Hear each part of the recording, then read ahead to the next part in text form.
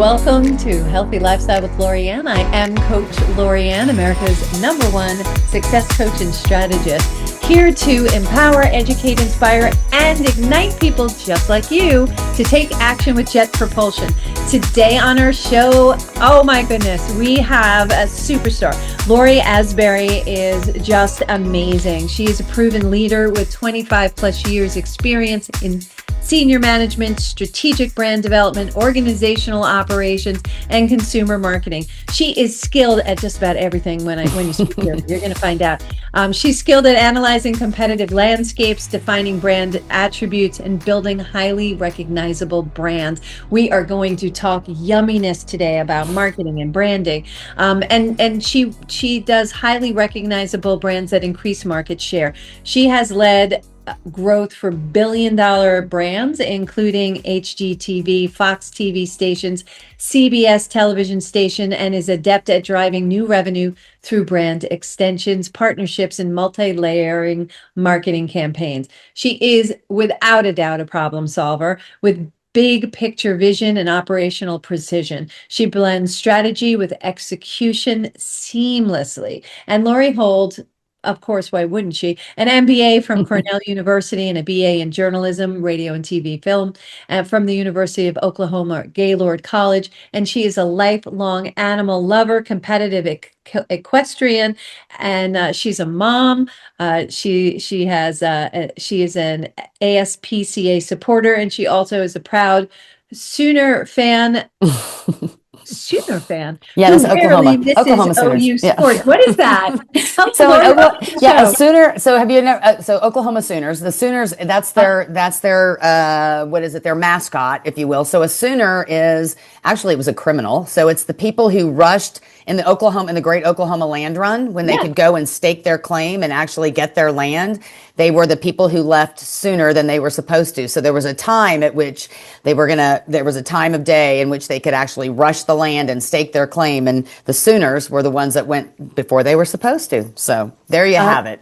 Well, that's a pretty cool thing. Yeah, a little piece of history, a little piece. And I hope I got that right. Very close, if not. There you go. I feel like these days we're going to turn into that kind of a land. People are just going to take whatever they want. I know, right? And that's the truth, sadly. Oh my God, so sadly. Mm-hmm. So you are so layered. We were talking earlier, and there's just so many aspects because you were a single mom. You brought up your children when they were very, very young and built this company at the same time. You used to work for another company and then decided that you wanted to own your own business. Why? Talk about that. What happened? What switched? Why don't you want to work for somebody else? Why did you want to start your own company? Well, for starters, my hand was sort of forced, to be honest. So I had been working for HGTV. I was head of marketing, creative, and brand strategy for HGTV, and I had been there for about 4.5 years. Loved it. Was a great job. Had really a great team of people, a team of 50 people, $15 million ad budget. It was really a great opportunity for me, and really loved it. But they had a corporate reorganization. I lost my job. And so at that time, I really decided that I wanted my kids to be rooted somewhere. And in the television and media business, you move around a lot. The way in which you kind of progress in your career is moving up in market size. And so I had lived in 8 or 9 different cities throughout my career and had moved to Knoxville. And with my kids being so young, I just felt like, I really wanted them to grow up in a place and have a place to be able to call home. And this felt like the place, the values were very aligned with my own personal values of the people here. I could really identify with. The culture was a great place to raise a family. And so I just really thought, the best thing that I can do is just open up my own business and make a go of it. And to be honest, I felt like that would create the most stability for myself and my children. And did it? It did. It absolutely has. Now, it hasn't been easy. Well, it never is because you don't know what you don't know. I had a guest recently. We had this conversation. She's an HR expert, and she's really good at getting, her name is Angela Givino. She's really good at getting people for people's businesses and marrying them together. And that's just a special niche that is, sure. You need to have the right instincts for something like that. But yeah, there are so many elements to owning your own business. Not just the part that you love. There are icky parts too that you just want to hire somebody to do those other parts that you find icky that they love. So for me, it's the accounting. I'm like, please no. Don't make me do Same. So yeah, I always did, for when I first started the business, I was actually in partnership. So my company is called CMO Co Marketing and Advertising, and we're a boutique ad agency. Really, when we started, and still to this day, our whole kind of value proposition is that we operate as an organization's chief marketing officer and their marketing team that just doesn't happen to sit inside an organization. So really, our target audience is anywhere from any company that is really from $1 million in revenue to $100 million.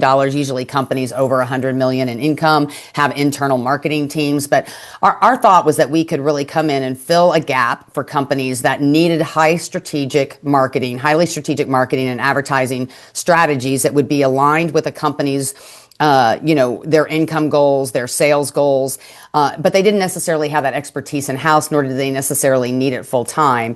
And so we filled that gap. And so initially, I was in business with a web development and design company. So I initially would get the accounts, manage the accounts, but in terms of the output or creative output or some of the execution on some of the content development, I would pass that through to my partner business, and that worked out great for a few years. And then I was just bringing in a lot of work and wasn't passing through a lot of work to my partner company, and wasn't getting paid a lot on the margin. And so it made the most sense for me to buy out my partners and kind of internalize a lot of my infrastructure. But Yeah, we, there's a huge savings for any big yeah, company to not have that department in-house, because especially now with digital marketing, there's so many sure. layers to it, and Hmm. you need so many different areas of expertise, and you can't have one or two people do that anymore like they used to do in the olden days, Right. where when you did a marketing plan, you had to stick with it for 12 months. Now you change it almost every day. You could change it every day to Hmm. make sure you're hitting the right algorithms. And dear Lord, we only know that algorithms change almost on like a breath day. Yep. Every breath you take, it's changing. I'm like, so yeah, it's a lot to stay ahead of. And looking back, I just Hmm. want you to take a look back for a Yeah. second. I Uh-huh. mean, celebrate you for Hmm. taking that risk. And Thanks. what was it worth the risk that you took? Oh, absolutely. It absolutely has provided this. It provided the stability for my kids. They were rooted in one place, and had I stayed in media, that would not have been possible. And so it allowed me to really plant down roots in this town, but also I was ready for a shift in my career as well. I wanted a different challenge. I felt like I had kind of reached the pinnacle of what I had done in my media days and so forth, and I felt confident to start my own business. I had gotten my MBA, and like you, I'm not good at accounting and bookkeeping and all of those good things. So I do hire good people to do that. But I really felt like the best way for me to be in control of my destiny was to take it within my own hands. And so it absolutely has been such a blessing. And like I said, there's obviously, looking back, there's a lot of things you would do the same and a lot of things that you would do differently, for sure. But for the most part, it's been successful. And the past, I would say, 4 years, really since COVID, believe it or not, has been really high growth years for us. So I've been really able to expand my team, and yeah, it's really going great. So of the risks that you took, which ones would you have handled differently? What were they and why?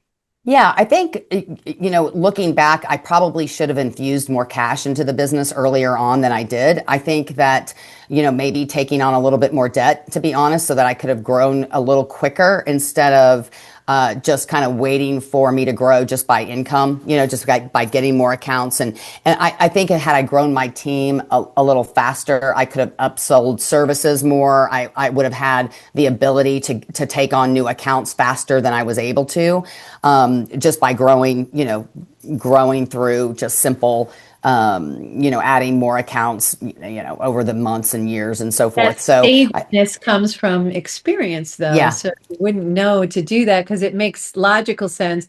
More clients, more revenue coming in, but you also need the talent there to be able to support the client.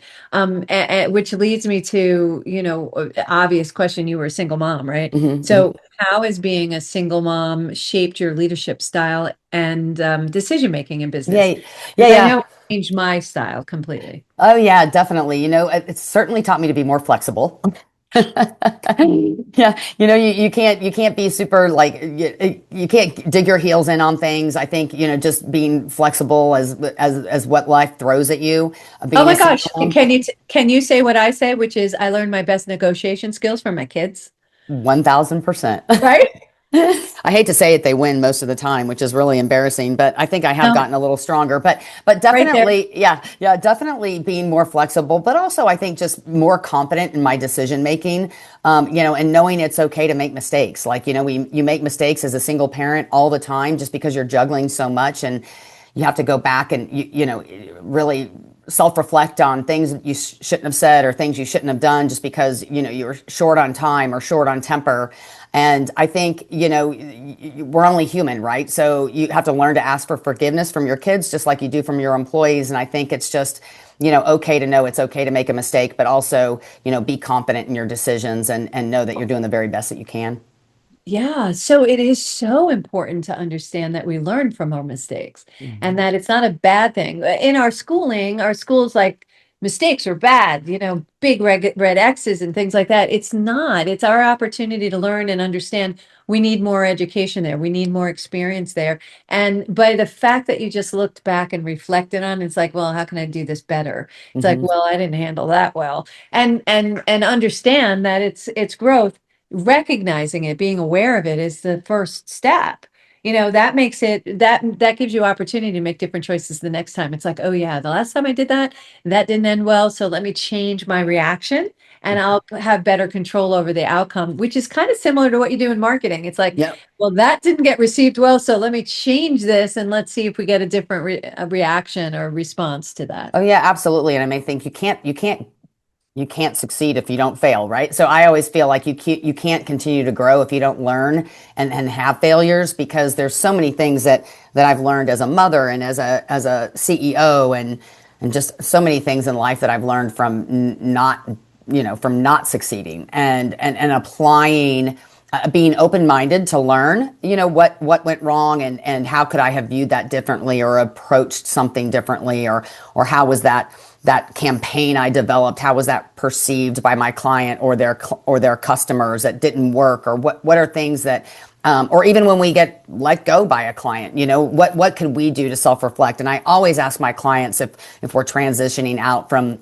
working with them, is, hey, please tell us what we could have done better, or what where did we go wrong? And sometimes it has nothing to do with our services, obviously, or what we've been providing. It just might be a financial situation or something like that. But we're Or always, shift their yeah, business, or a shift in their business. But we're Yeah. always asking, hey, what could we have done? And if they don't even provide us feedback, I always do that with my team internally. Like, let's sit here and talk about what are some of the things that we might have done to hold on to this client to better serve them, or what are some of the mistakes that we made that we could learn from so that we can apply that going forward, and that we don't have the same thing happen again.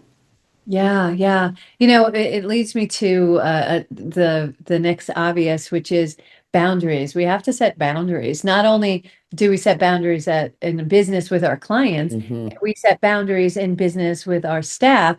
We also set boundaries in motherhood, right? So Yeah. what boundaries and priorities do you take into your business from being a single mom? Because I really think I don't believe in work-life balance. I believe it's a tapestry, and Hmm. it's all interwoven. You can't separate the two. Like if I'm having a Hmm. bad day at home, I'm having a bad day at work because I'm just cranky, right? Right. So, and I bring it in, or if I'm having a challenge at home or a challenge at work, I'm bringing it in the opposite direction. So it's a tapestry. So what kind of things can you bring into your role as a CEO that you got from motherhood? Oh my gosh, so many things. But I think honestly, it's easier for me personally to create boundaries better with my clients than it is my children. And I think, and that's always something that obviously Why I've is had to that? learn. I think because there's a less of an emotional connection, right? So I have an emotional investment in my children. Not that I don't have an emotional investment with my clients, but certainly it's not the same as it is with your flesh and blood, right? So I think Isn't it it's easier to look into somebody else's business and have solutions than look into your own? Like even yeah. when you're looking into your own, having somebody else outside look in, it's a different perspective. So when It you have an emotional attachment, of course it's different because, also it's exhausting. It's like, oh Yeah. no, I'm gonna have this fight, and I don't really feel like it, And so we do give in, right? We Yeah. do give in. Yeah. Yeah. Sometimes it's easier, and also it's a choice. I know I used to have a conversation with my son, and he would be definitely in the manipulation standpoint from the divorce. It's like, Hmm. oh, I'm Hmm. going to manipulate mom's emotions right now. Hmm. And, at one point I was like, I know what you're doing, Right. but I'm okay. I'm okay that you go do, but I know what you're doing. And he would Hmm. just laugh, which Yeah. eventually he stopped doing that, Hmm. So I Hmm. thought Hmm. that was really interesting, because I just wanted to acknowledge that I know what you're doing, but I'm accepting it Yeah. because it's okay. It's all right. This is Right. okay. As long as you let them know that we're on to you. We know Yeah. exactly what you're doing. But I think I the other got thing it. too is like you live and breathe. You're so close to it, right? So you're so close to it with your kids and with yourself. But with a client, you're a little bit more of an outsider, or maybe a lot more of an outsider, especially early on in the relationship with a client. So you can view things a lot differently. So it's a lot easier to disconnect the emotional aspect as it is with family. But I do think it's really critical to have boundaries for both. Yeah. I had to set real hard and fast boundaries with my kids, like do not call me during these times. I have a business to run. I'm busy. I don't want to be interrupted. Not to say that I don't want to hear from you, but text me if you need something from me. Text me. Don't just call and interrupt. And same with clients. Clients can also take advantage. We pride ourselves on being extremely accessible to our clients and having a true partnership. And when they call, we pick up the phone. They're not a number in a huge like pipeline of work. That's just not how we roll with our agency. But there are times when they continue to take advantage of that, and also when there's expectations that we should continue to deliver services that are outside the scope of work that we've agreed to, and you do have to set a boundary for that. That's our time and our services and our expertise have value, and there's a real dollar value to that, and I can't afford, as no business owner can, to leave money on the table, right? So Yeah. you have to hold your clients tried and true to that, and that doesn't mean you have to do it in a mean way, but just to say, hey, we need to look at where we are in terms of what we've agreed to, and where the scope creep is happening, and let's have that conversation and figure it out. I'm sure we can come up with a solution. And so, yeah, Yeah. boundaries in both worlds for sure. Yeah, 100%. I had a client who called me. I was calling and calling, blowing up my phone, and I was on vacation. They were aware I was on vacation, and I will answer on vacation if it's something really important. And my phone is blowing up. I'm on a ski lift, literally a ski lift, and I was like, "What the heck is going on?" And I get to the top. I answer the phone, and what they asked me for was so not an emergency.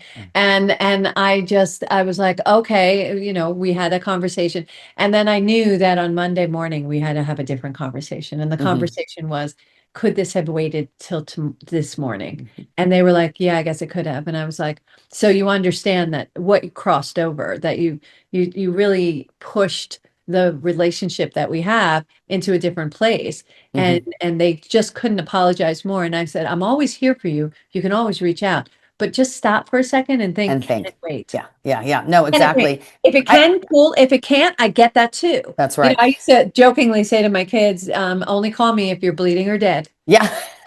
The other thing I won't tolerate, to be honest, is just disrespect. I won't tolerate disrespect to myself or my staff. And Yeah. when I say disrespect, I mean just literally patronizing tone or disrespectful tone, or Yeah. there's just no need for that. I don't treat people that way. I value people's opinions. I always want to, treat my clients with true kindness, and that should be a mutually respectful relationship. And when it's not, I'm more than willing to walk away from that relationship, and I have Yeah. no problem doing it. Even times when it's going to create a financial strain, like and I've been in that position before, where like, gosh, if I give up this $6,500 a month client, it's gonna hurt. That's gonna hurt.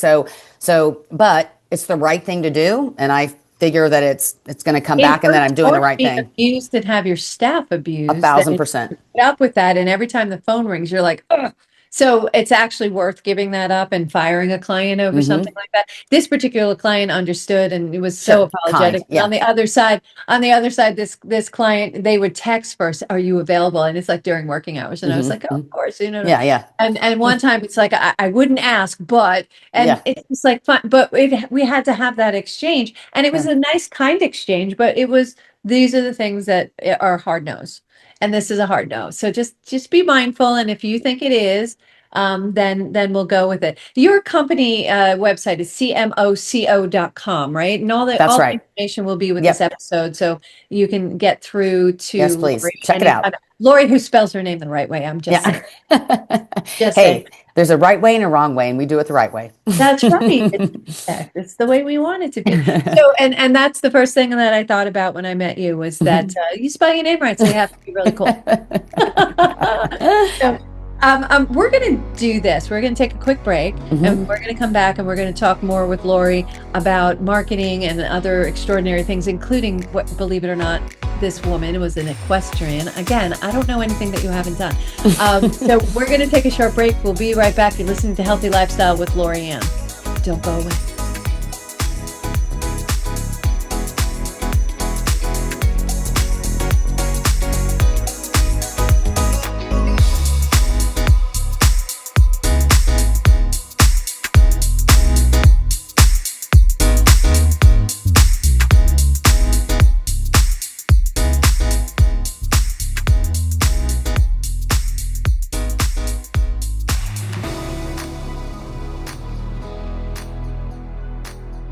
Welcome back to Healthy Lifestyle with Lori Ann. I am Coach Lori Ann. If you'd like to be a guest, lift up your business, product, or non-for-profit, or if you have a question or a comment, we would love to hear from you.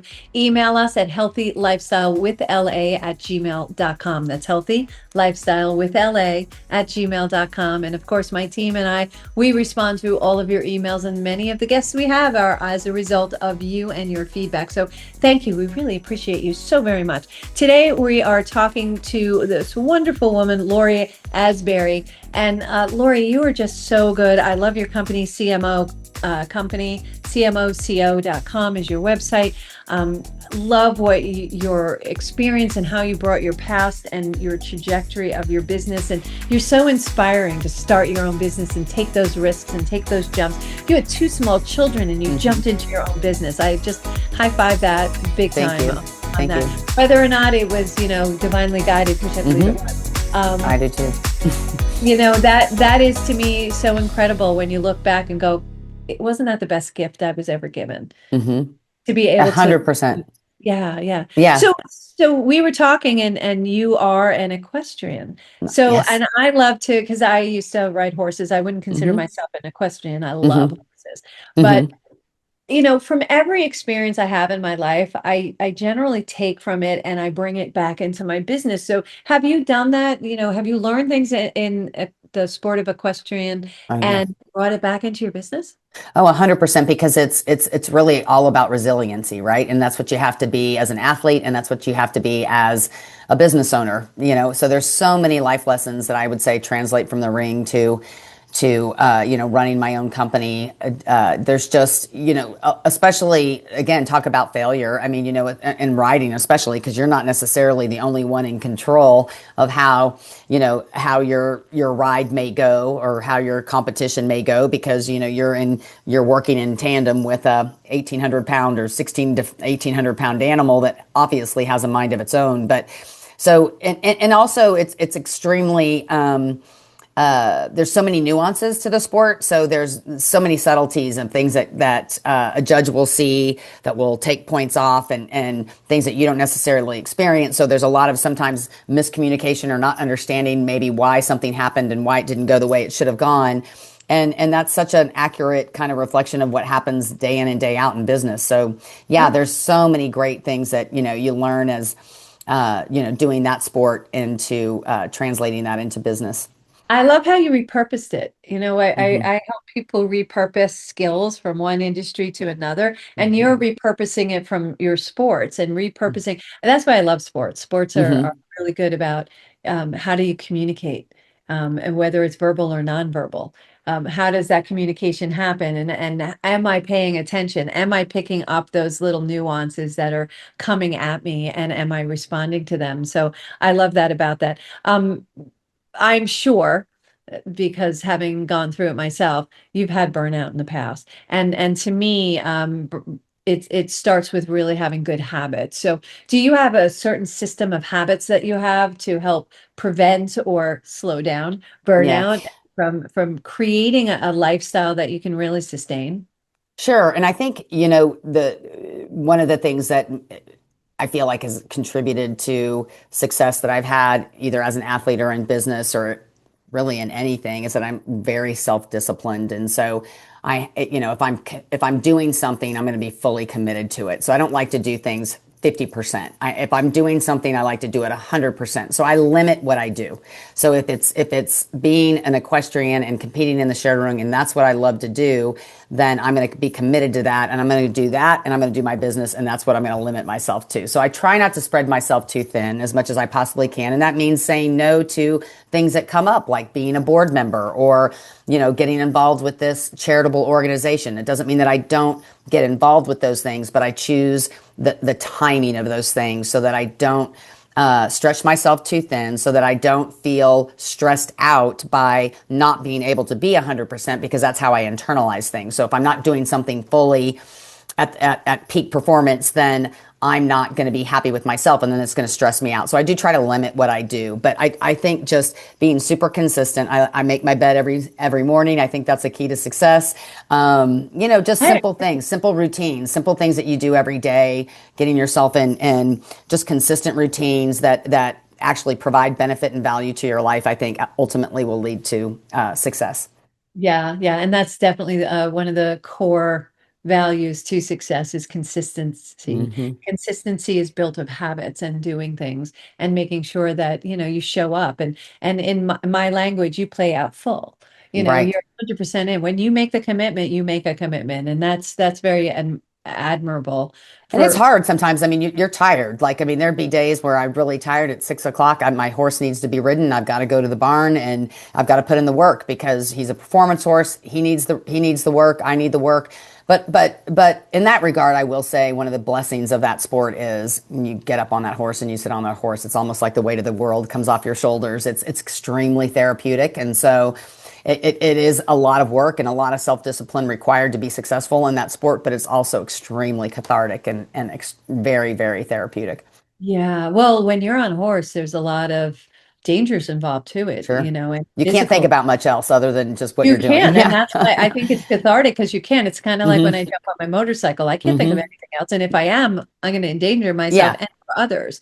Yeah. So you really need to be all in, and it's great because it gives you a really good excuse, justifiable excuse to not think of anything else, which is a really good habit to get into, because sometimes we think too much about things and we get stuck. We can't get out of our own way. Yeah. And I think that's a really good thing to be able to jump into something that's going to clear your mind, as opposed to being on the board. And does being on the board really give you that same Right. fulfillment, that having that sport and the connection with the animal in and of itself is just a Exactly. beautiful connection, which leads to how you connect, I'm sure, with your clients. Yeah. That kindness and understanding that, sometimes the horse has to take the lead, and whether or not you like it, the horse is making the decision for you. Exactly. Well, I will And say the horse is never wrong. So whatever goes wrong in the ring or whatever goes wrong when you're practicing, it's never the horse's fault. It's always your fault. So that's always kind of a good mindset to come at it from, and because I think it gives you a lot of patience and genuinely to the horses that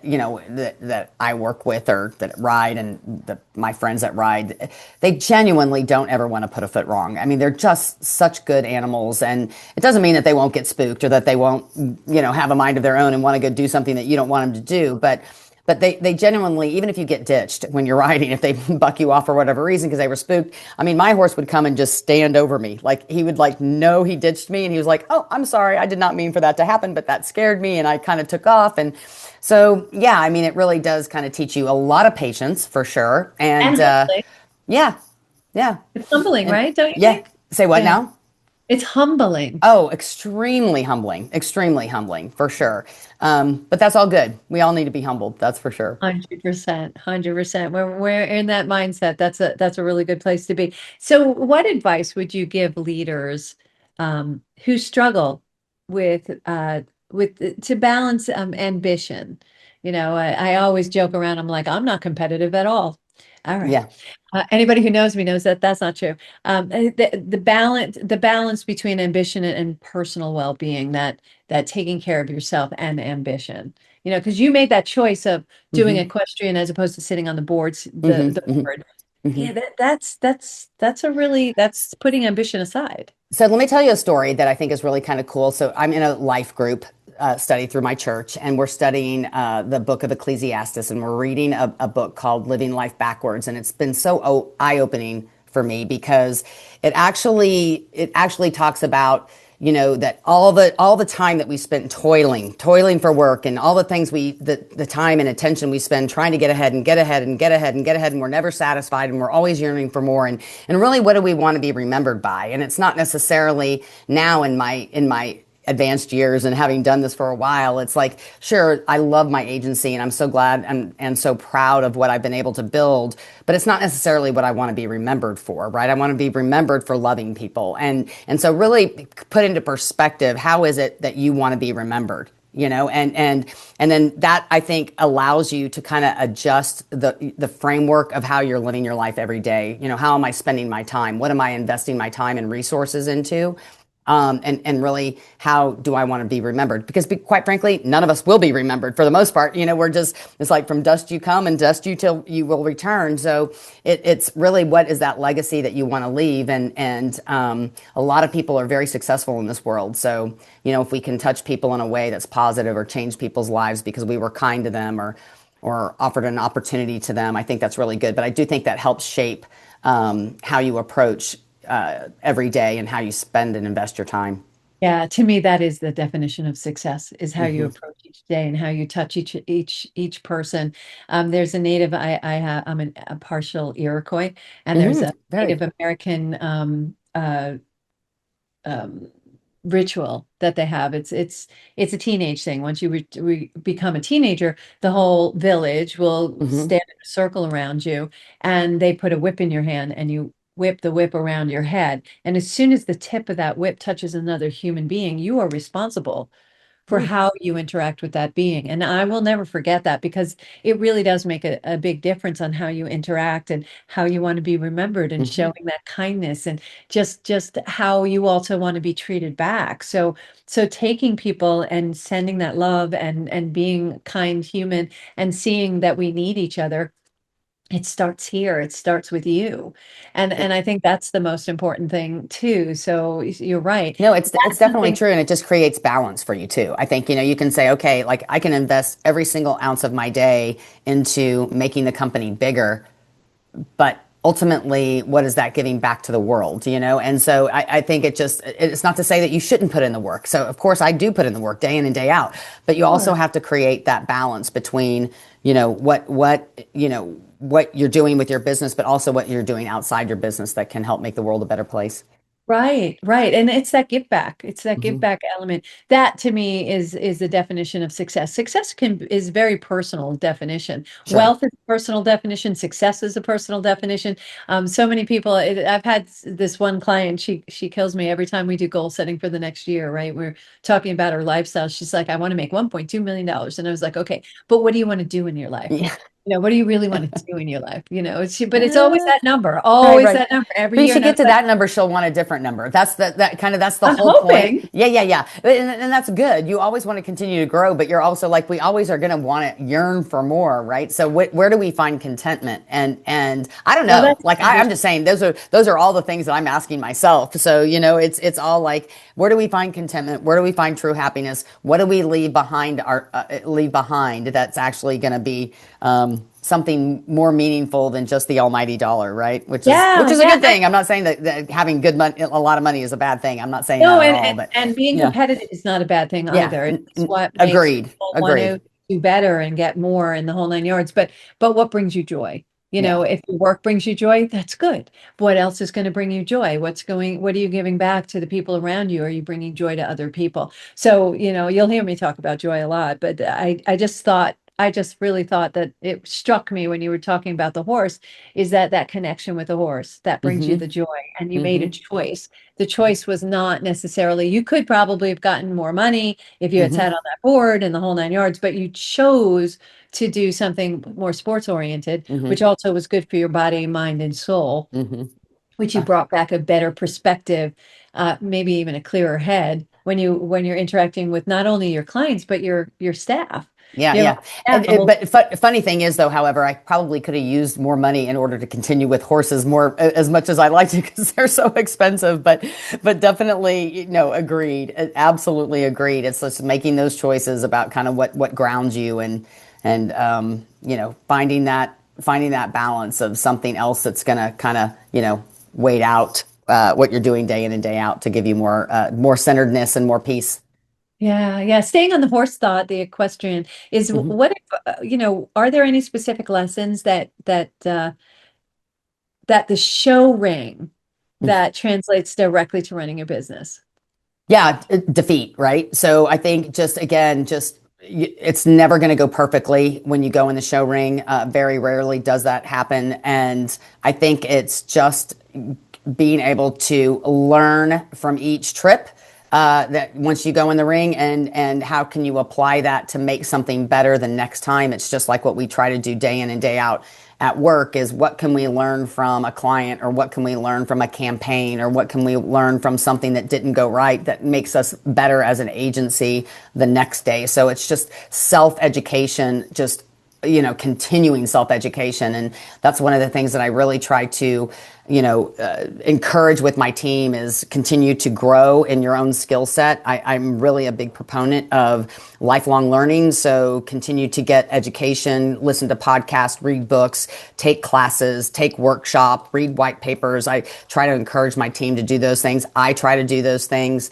It's no different. Like I want to say, you're in training as an athlete, you should always be in training as a business person as well. So just always keeping yourself in training. Yeah, and when it doesn't go really well in the ring, if you will, it doesn't diminish who you are. You just need to do a little more research, or you need to spend a little bit more time. And it's just a reminder that you're constantly in a growth cycle. And for me, being uncomfortable is more comfortable than being comfortable. Because if I'm comfortable, I'm not learning. If I'm Right. uncomfortable, I'm learning something new. And It's it's so challenging, true. and it challenges our brains, and it makes us grow as a human. So I love that you have that culture in your office. Mhm. Of the culture that you have in your agency, in your marketing agency, what's the thing you're most proud of? I think that we are very collaborative. I think that we don't work in silos. We always work together as a team, even though we kind of will go to our corners some days and just kind of knock out things that we individually need to walk out. I think one of the things that I've really tried to focus on is have everybody be really invested. So everybody knows our revenue goals. Everybody knows our monthly income.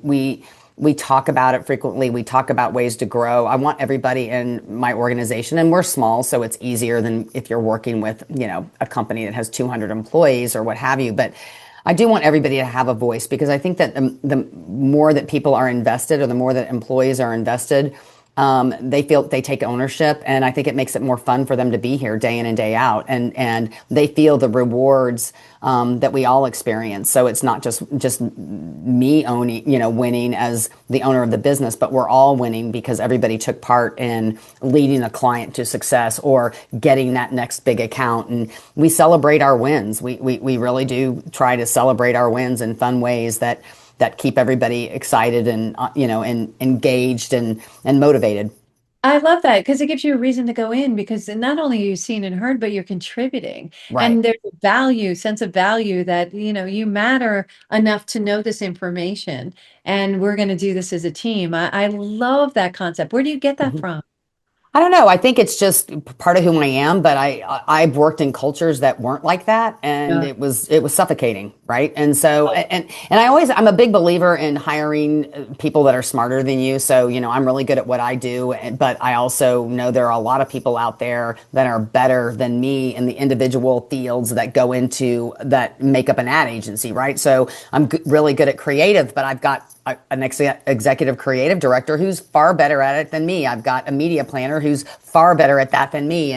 And so I think the more you can surround yourselves with really smart people, the smarter you are. And, it just elevates everybody. So yeah, I just No, think that that's brilliant. I've been in environments that weren't like that. And that was not the culture that I wanted to create at It's CMO Co. suffocating. Yeah. Yeah, it's suffocating. It's brilliant that you do that. And I've always been told surround yourself with smarter people than you. And Hmm. I actually hired somebody. He used to be a vice president, and he was coming in as a graphic artist when I was doing marketing. Hmm. And he was a vice president for a very large firm. And for whatever reasons, he was leaving that firm, and he just wanted to know why I would even consider hiring him because he could take my job. And I was like, do it, Yeah. Have do at it. it. Come on. Yeah, let's You know, go. I'll because rise to the challenge. yeah, exactly. Hmm. Because it just that would free me up to go to my next step, Right. right?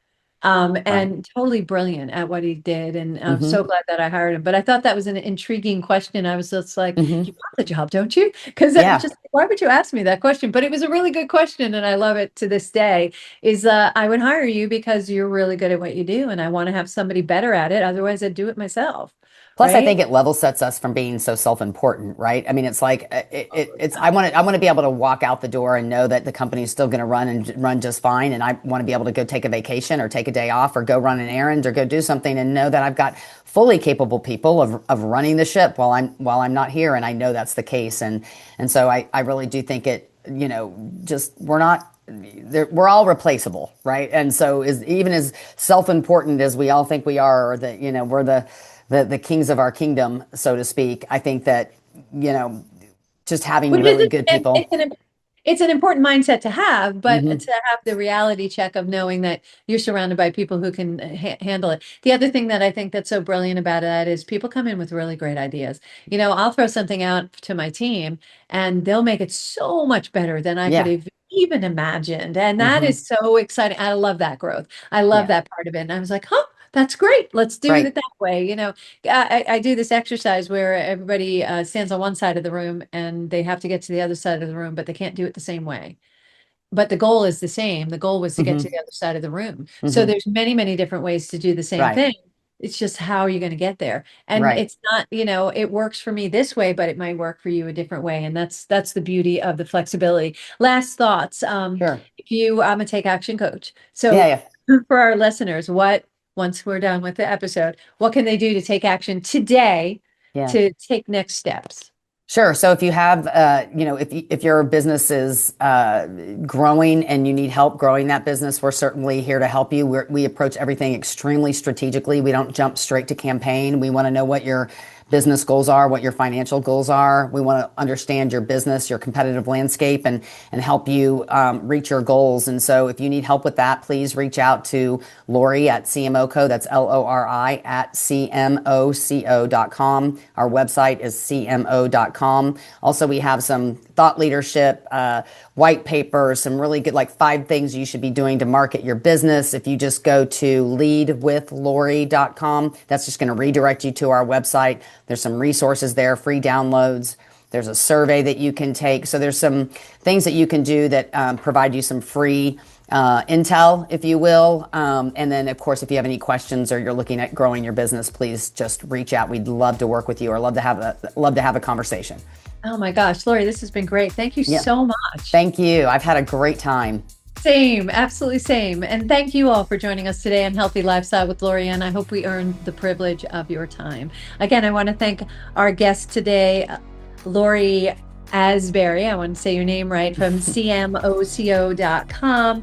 Look for our show next Saturday at 3 p.m. on JVC Broadcasting and iHeartRadio. And we also can be found on all major platforms.